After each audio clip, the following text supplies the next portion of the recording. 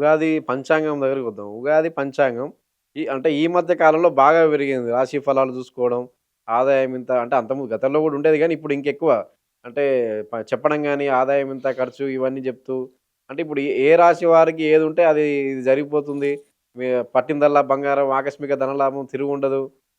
ఇవన్నీ జరుగుతా ఉంటాయి. అంటే ఎలా చూడాలి వీటన్నిటిని? కాసేపు టైం పాస్. ఇప్పుడు గతంలో మనం చిన్నగున్నప్పుడు కాసేపు టైం పాస్. పంచాంగ శ్రవణం అంటే ఏదో అందరూ ఒక దగ్గర ఉండి అంటే పంచాంగం ఎలా ఈ ఏడాది ఎలా ఉంటది, రైతులకు వర్షాలు పడతాయి ఇవన్నీ చెప్పడం వేరు. కానీ కేవలం రాశికి సంబంధించి టార్గెట్ జేసి ఇవాళ ఏ అట్లాంటి పార్టీకి సంబంధించిన పంచాంగ శ్రవణంలో ఆ అదే పార్టీని అది పొగుడుతూ మాట్లాడుతున్నారు. అంతే అది. నేను మొండిముండా కొడుకు, నేను నేరుగానే చెప్పా. 2012లో చెప్పా, 10లో చెప్పా, 2014లో చెప్పా, 2018లో చెప్పా, 19లో చెప్పా. నేను నేరుగానే చెప్పా, గెలిచేవాడికి గెలుస్తావు, ఓడేవాడికి ఓడతావు, ఎన్ని కోట్లు పోసినా నీ మొహాన లేదు అని చెప్పా. ఇది నాకు పంచాంగంతో పని లేదు. నెంబర్ 1. నెంబర్ 2, గ్రహాలు, రాసులు, నక్షత్రాలు నా సబ్జెక్టు కాదు, నాకొద్దు. ఏవి చూసి చెప్పా మీకు ఆ రోజు పుష్ప సినిమా గురించి? నారసింహుడి సంకల్పంతో నా నాన్న అనుష్ఠానంలో ఇది జరగబోతుందని చెప్పా, జరిగింది. అప్పుడు పంచాంగాలు ఉన్నాయా? నాకు ఎక్కడ ఏవి లేవు కదా. నేను చాలా క్లియర్గా మాట్లాడుతున్నా. 4 కంపెనీల పంచాంగం పుస్తకాలు తీసుకురా, 4 వేరువేరుగా ఉంటాయి, హెడ్లైన్స్ తప్ప. 20 టీవీలు పెట్టు, ఆ 20 టీవీల్లోనూ ఒక్కొక్క ఛానల్ పెట్టు, ఒక్క రాశి గురించి ఎవరెవరు ఏం చెప్తారో విను. మ్యాచ్ అవ్వదు. ఎట్లా డిఫరెంట్ గానే ఉంటాయి, ఎవరిది వాళ్ళది డిఫరెంట్. మరి ఎలా నాన్న? ఏదో చెప్పాలి కాబట్టి చెప్తారు, పిలిచి బాగా అన్ని తాంబూలాలు ఇస్తారు కాబట్టి చెప్తారు తప్ప నిజానిజాలు ఎంతవరకు మాట్లాడతారు, ఎంతమంది మాట్లాడతారు?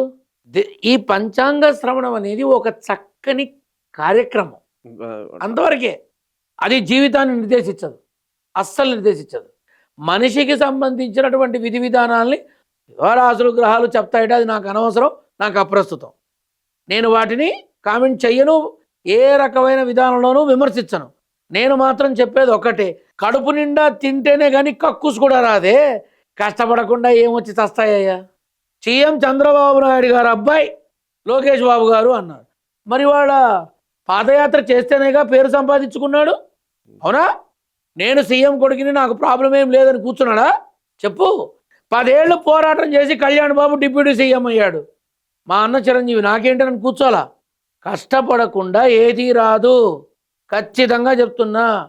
పంచాంగంలో ఇవి చెప్తారు, మళ్ళీ దినఫలాలు అంటారు, వారఫలాలు అంటారు. అవి ఎప్పటికీ ఉండేవి. ఈ దినఫలం, వారఫలం పంచాంగంతో కంపేర్ చేయ ఒకేలా ఉండవు. సో ఇది ఒక ఉగాది పంచాంగ శ్రవణం అనేది ఒక చక్కటి కార్యక్రమం. ఏదో అసలు మనం చేసుకునే పండగల్లో బ్రేక్ఫాస్ట్తో అయిపోయే పండగ ఇదే, అర్థమైందా? బ్రేక్ఫాస్ట్కు ముందే అయిపోయే పండగ ఇది. పొద్దున్నే లేస్తారు, పూజా పురస్కారం చేస్తారు, ఉగాది పచ్చడి ఇస్తారు, అది తింటారు. ఆ తర్వాతే నువ్వు ఏదైనా తినాలంటారు.